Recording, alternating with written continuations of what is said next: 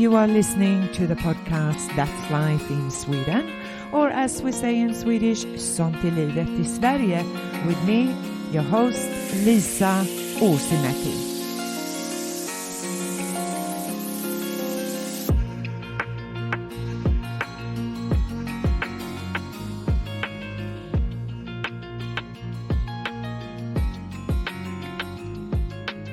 Today on the mobile phone from Stockholm, I'm speaking with Karin Hellman. She is what I would call a career changer. From being a successful project manager in one of Sweden's leading event management company, she has decided to return to formal study at university. Hello, Karin, and welcome. Hi, Lisa. Thank you so much. How are you? I'm great. How are you? I'm good. We are, I suppose spring is around the corner. Well, not quite yet. Let's hope so. The weather today is looking fine, so let's hope so. Yes. To get a sense of who you are, can you provide a bit of your background before you decided to return to study at the Royal Institute of Technology in Stockholm? Yeah, sure. So my name is Karin Hellman, and I'm originally from Gothenburg in Sweden, but I'm now living in Stockholm and have been for almost 10 years, to my family's big regret.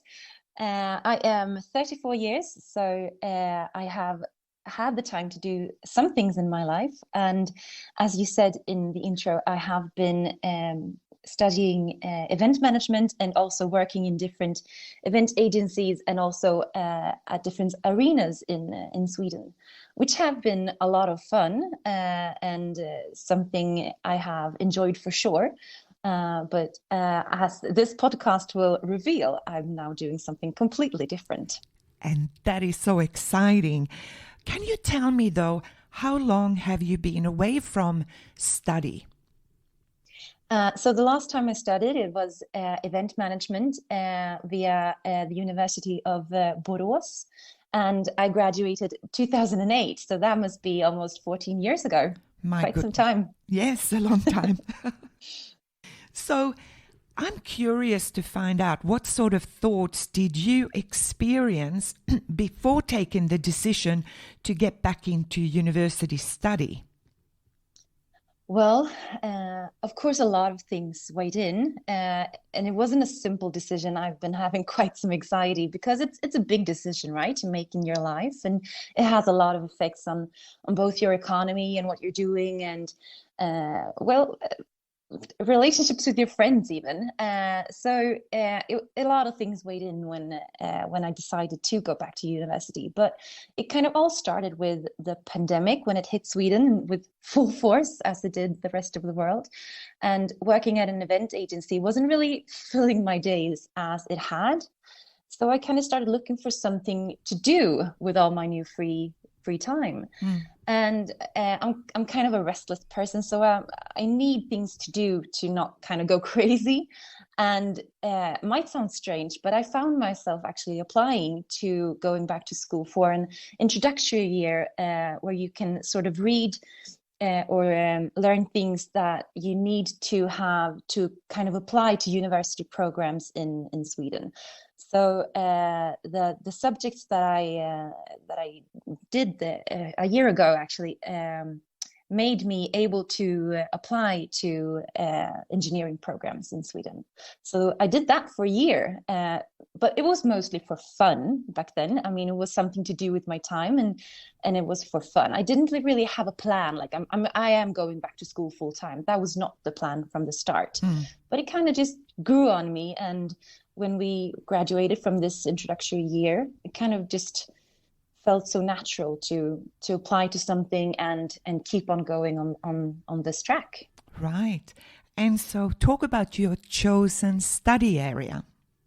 Yeah, so I've chosen to study structural engineering, and it's a 3-year university program at the Royal Institute of Stockholm University in the city. And I think I've had like 7 or 10 different programs I could choose from, given that I had studied this introductory year. But KTH, or as we say in KTH, the Royal Institute of University of Sweden, they have also civil engineering, and the program that I'm reading is, because the civil engineering is 5 years, and I'm just doing the 3-year program. So I'm what we call a högskole engineer. I'm not sure what that is in English, but it's not the same as civil engineer. We have quite a I think different view on how many years to do what in Sweden than they do internationally. So might not get an international understanding for what I'm just rambling about. So tell me, what does structural engineering, what will it involve when you completed your study? So I get to choose from a variety of different jobs. I could work as a project manager and build together with architects and other building engineers, like houses or malls or arenas or things like that, like structures. But I could also work at a firm where they build bridges or aqueducts or roads, more like infrastructure.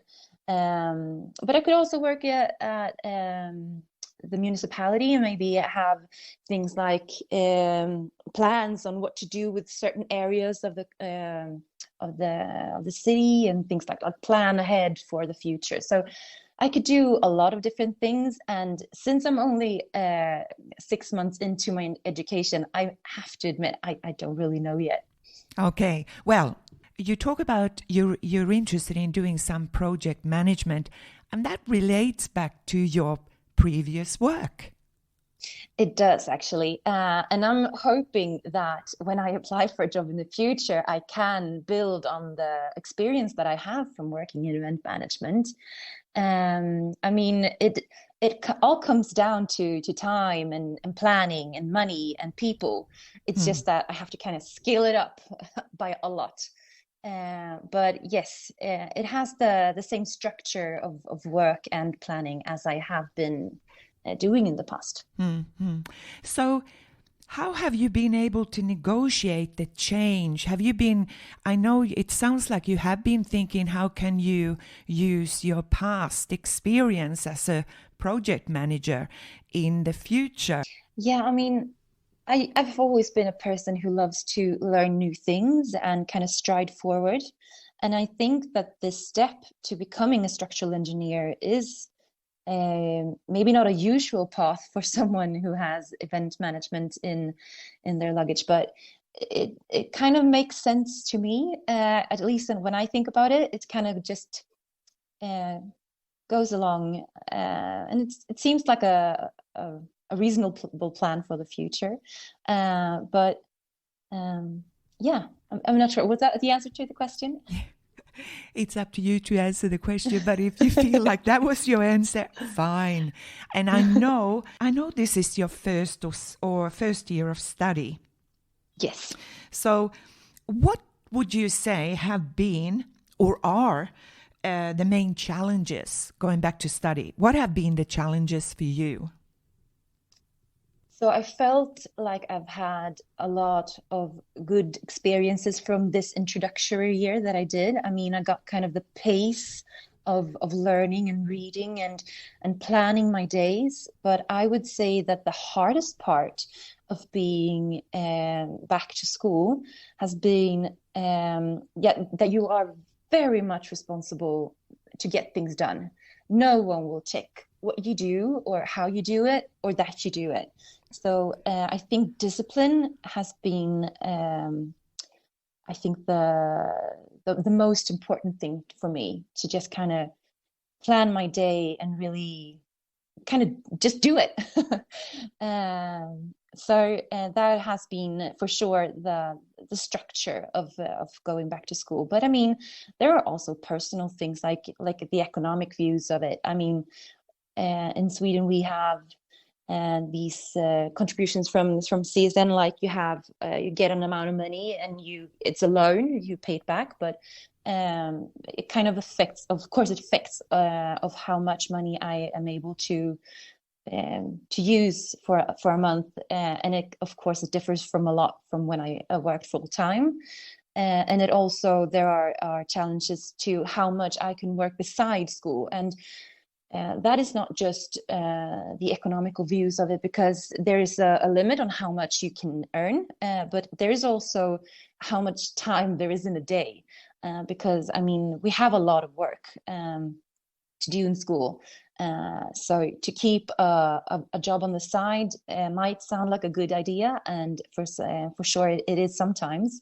But I have found myself being careful choosing what I do, because school has to be my first priority. I mean, I did chose this path. I feel like I really want to stay on it, and therefore I prioritize accordingly. How do you handle then the stress of studying? The stress for sure is real, because I actually talked with my friend about this just the other day, that the main difference from working and being back at school is that you can never quite finish school. You can always do more. You could always read the book again. You could always do the numbers again, and you're never quite done, which kind of seemed to sometimes stress me a bit, because I feel like I want to do my best, right? And I sometimes push myself a little bit too hard. So it's a balance. I mean, you want to do your best, you want to get good grades, but you kind of also want to have a life. So it's for sure it's a balance. It's a balance. So do you have strategies? Did you talk about strategies with your friend? Well, I kind of just got like, yeah, for sure. You're disciplined. You stress yourself out. So I just kind of got a pat on the back, which I think was what I was looking for. So she did a good job. But I think that I need to kind of refocus my strategy for the coming years, because I've had a really high pace to begin with, because I'm used to having a high pace in my life, because I mean, working at an event agency, as many other jobs, is very stressful, and you kind of just do it, like you just get things done. And it's been a high paced job that I've had for 10 or more years. So I am a high paced person, but I need to kind of slow down. And also, I think the most valuable lesson I've been trying to teach myself lately is that the grades don't really matter, because no one will look at those when I'm done. So the only reason that I might want to have good grades is actually because I'm thinking about maybe doing a semester abroad. So that would be like the choosing process of who gets to go abroad and not. They actually compare grades with other students. So that might be one reason to keep it up. But more than that, it's not really that big of a deal. I mean, I just need to pass. I don't need to get an A in everything. And I think I kind of just need to land somewhere in between and just kind of prioritize also having a life. It's just that I think that with this pandemic that we're going through, it kind of like narrows your alternatives of things to do on your free time anyway. So it kind of gives you even more free time to study. So right now, I think the choices of doing something else than studying is limited. So I think that also increases my workload a little bit. So I'm so looking forward to when pandemic is over and maybe having a little bit more of a life, because I know that is possible. And it doesn't have to be stressful. You just have to find, I guess, your own balance with it. Okay. Do you I'm just thinking about some of the subjects you study to become a structural engineer, and mathematics is, of course, one of them. Yes. Have you been good at maths before? I mean, choosing structural engineering, there must be a maths background. Not at all, actually. I have been really struggling with my maths since I was a small child. And it has always been like the subject that I hated the most. And through university, or no, it's not university, it's through college. No, gymnasiet. Secondary education. Secondary education. It has always been like my hate subject. Like, I just want to pass. I just want to get it over with. I can't seem to kind of grasp the logic of it. It hasn't really been my thing at all. And then when I did this introductory year, I just kind of fell in love with it. It has been so strange for me because it's something I have not at all been able to relate to before.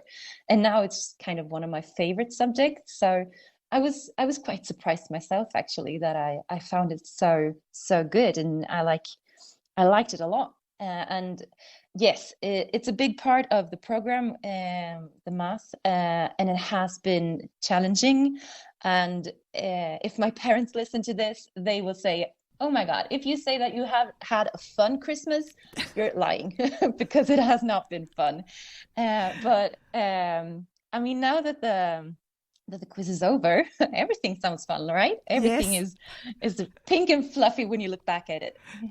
Oh, and I'm so happy that you actually you have been able to look at mathematics. I mean, considering that you used to hate it or dislike it, and then turning it around as a mature age student and turning around and say, it's really fun. I'm actually understanding it. Yes, I think it also has a lot to do with patience, because I was not a patient girl when I was younger. But I feel like growing older, I've developed a bit more patience, and I don't want to throw my math book into the wall. And that has really helped me, like, just take a step back and look at it again and try to see the logic and things you have learned before. And I think that me being a bit older than the last time I studied has really helped me with things that, well, have matured, I guess, over the years.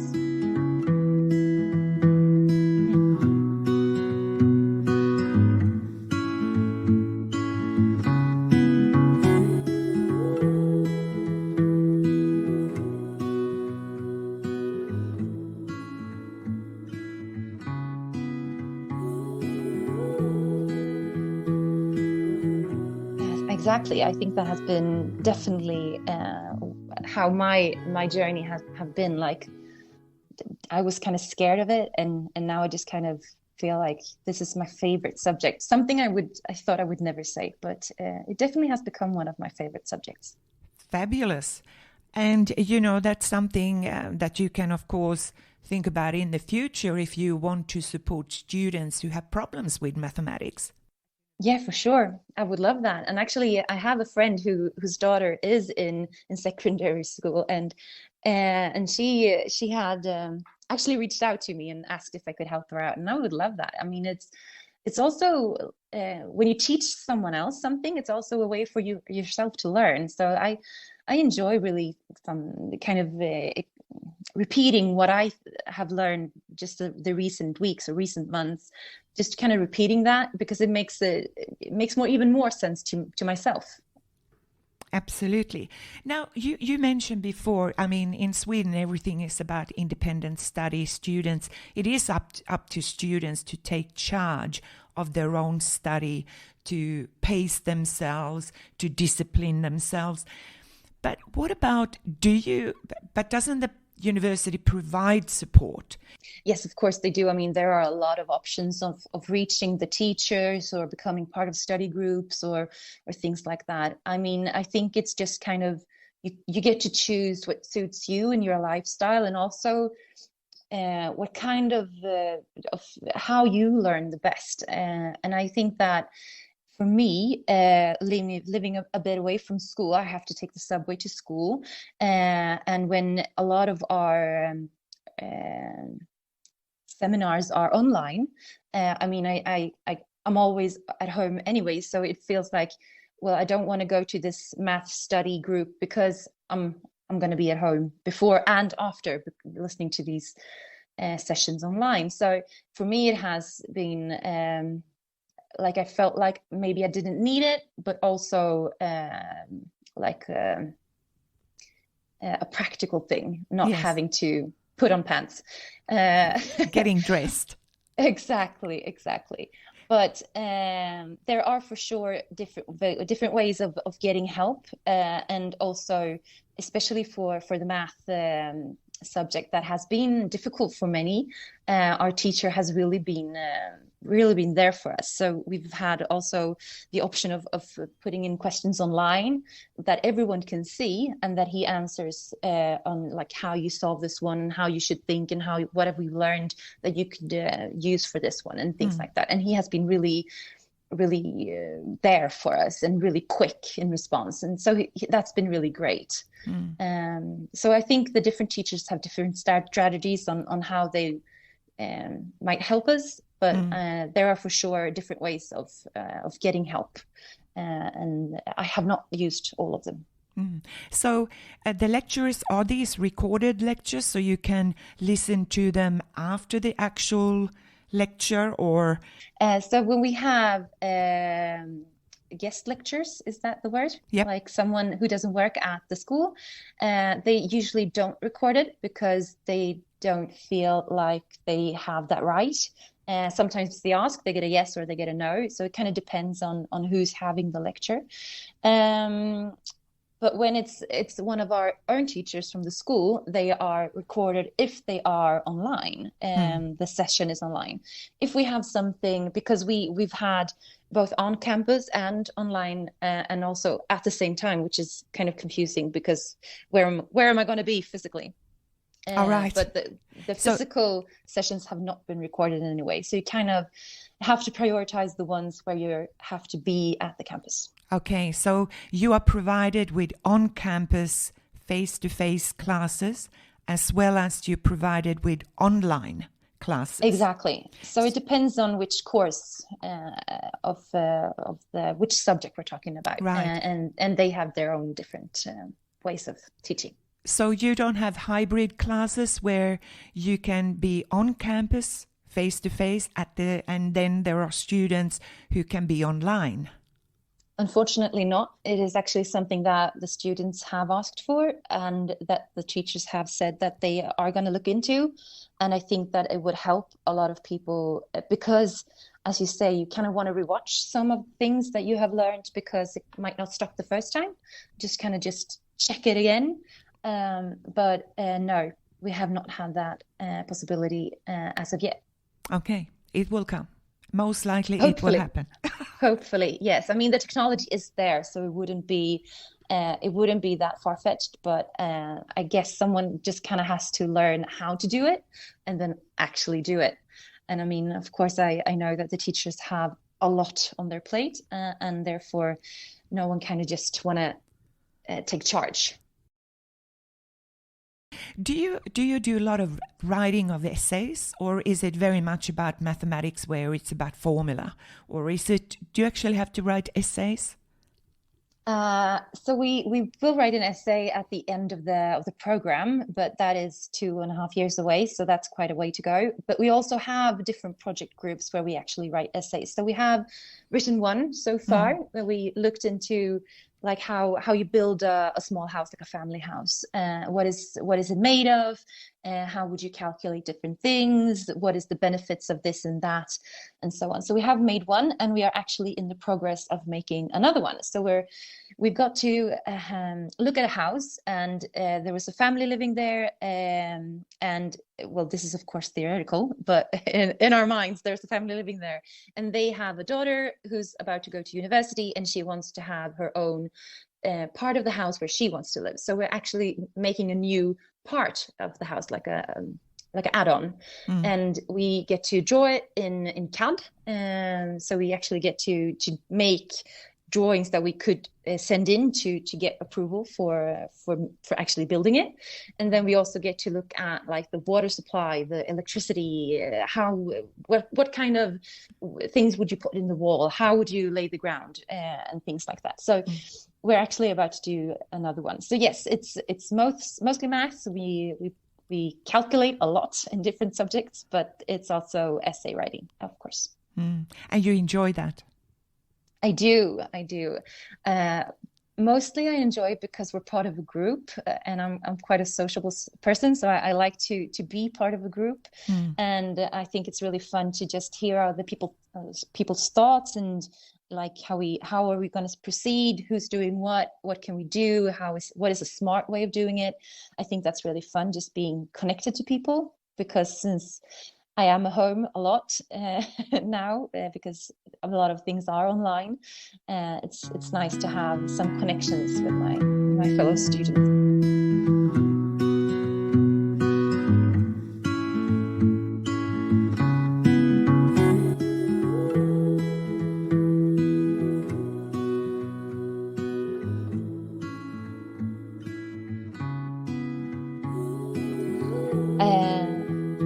So, I mean, I've loved every second of it so far, so I can highly recommend it, of course. There are certain things that you kind of need to take care of in your personal life, like where are you going to live and can you afford it and things like that. But when it comes to study, I mean, it's such an opportunity in life, but it's also so much fun. And I think one of my greatest worries was that I was going to be the granny in our class.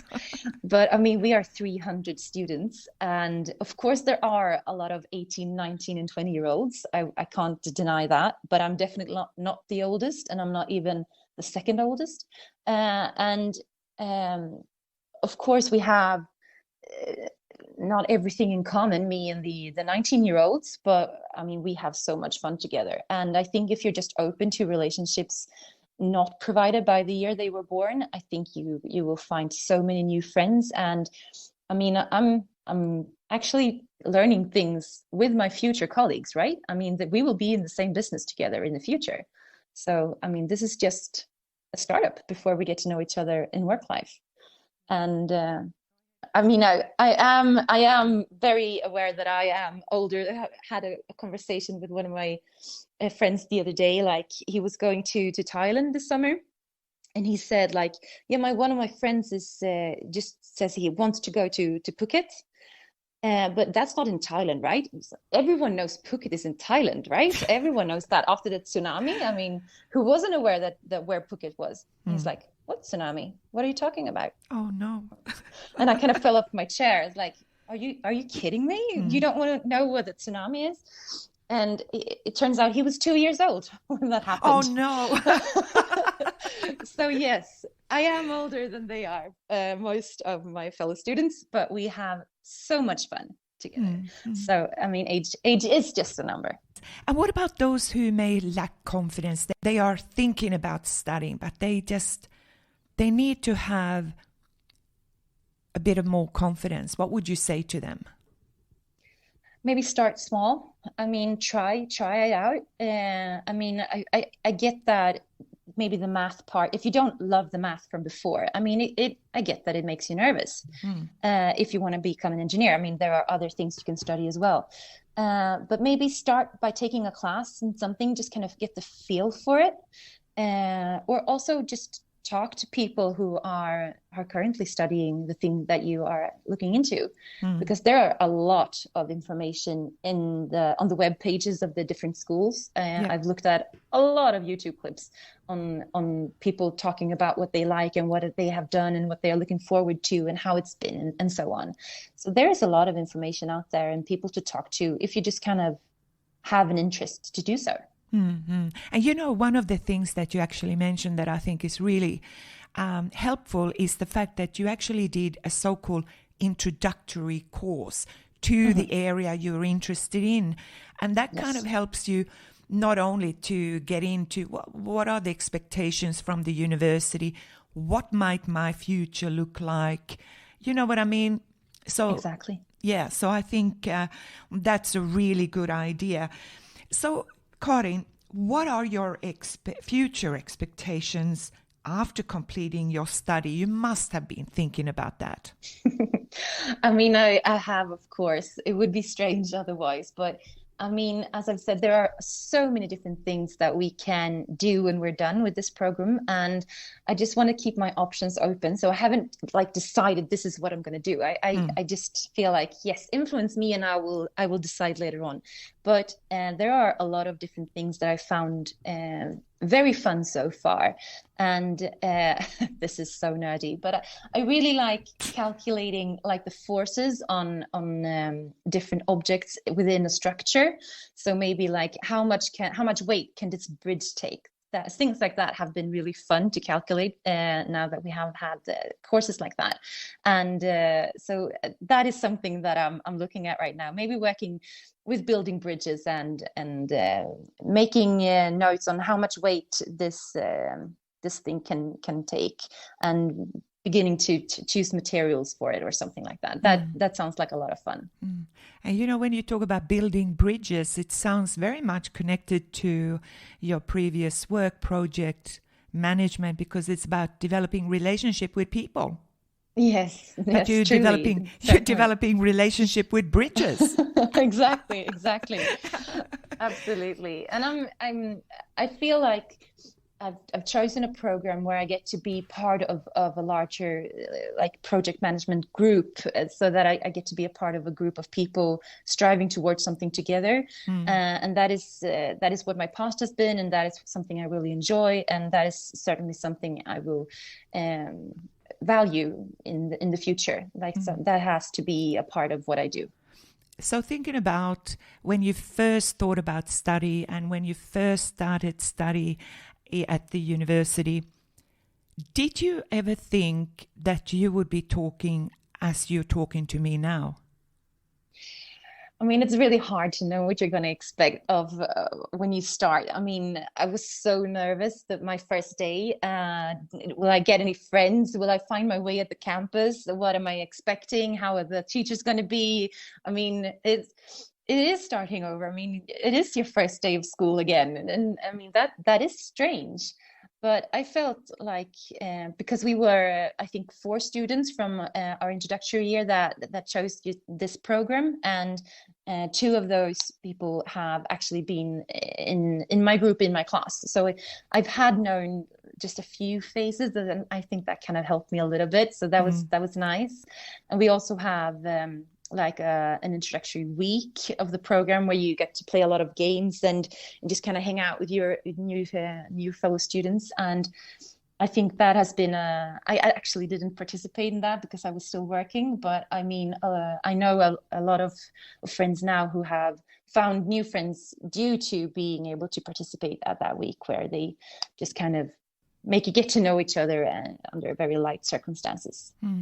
I'm thinking also about the fact that you mentioned you were interested in building bridges, but was that something you thought about? Absolutely not. Absolutely not. And I've changed my mind so many times when it comes to like, I'm going back to school. What am I going to study? What do I find enjoying? I've been like, structural engineering is the least thing. I'm not going to do that. That is the farthest away from what I want to do. And here I am. So I think that, I mean, kind of life just kind of happens and you learn new things, and you get to change your mind, right? I mean, That's fine. You can do that. So yes, I've changed my mind quite a bit, and I'm sure I will again. And I think what you are definitely showing is an openness to new things. I hope so, because I am very much aware that I haven't even begun to grasp, I mean, what we can do and the possibilities of things, of jobs I can have in the future. So I hope to stay open-minded a bit longer, because I think we will find new things that I think are very, very interesting and enjoyable still. Is there anything that you would like to take up that I haven't talked about? Something that you've been thinking, I'd like to talk about this? Not on the top of my mind, no. Maybe like a tip that I've just recently discovered that might be obvious to everyone else, that you don't have to buy all the books. There's something called a library where you can borrow them. So that has affected me a lot recently. I love the library now. I haven't been there in years, and now I'm their most frequent buyer. Most frequent visitor. Yeah, something like that. So yeah, that's one of the things I've discovered recently, is that a lot of the books that we need for our education is actually available for free. Yep. Which is very nice. Yes. And I think like one of the things that I thought about the most before deciding to go back to school was the economics of it. And of course that has affected me. I can't just say that it hasn't, but you kind of just have to prioritize like everything else in life. I mean, I don't say no to everything. But maybe I don't go out eat dinner on the town every day with my friends. I kind of choose when I want to go and when it has to be, when I have to say no. But I think that it hasn't affected me as much as I thought it would, and that I've just come to realize that it's gonna be okay. It's not as bad as I thought it would be. You are entering an entirely new life. Yes, I am. Karin, it's been absolutely lovely speaking with you, and I hope that you are interested in maybe in a couple of years' time, towards the end of your study, we do another interview or a chat. Absolutely. This has been so much fun. Thank you so much for your time. Thank you, and thank you for having me. And you have been listening to the podcast Sånt, livet i Sverige, or in English, That's Life here in Sweden, with me, Lisa Åsimäki. Till next time, take care of yourself and each other. Bye for now.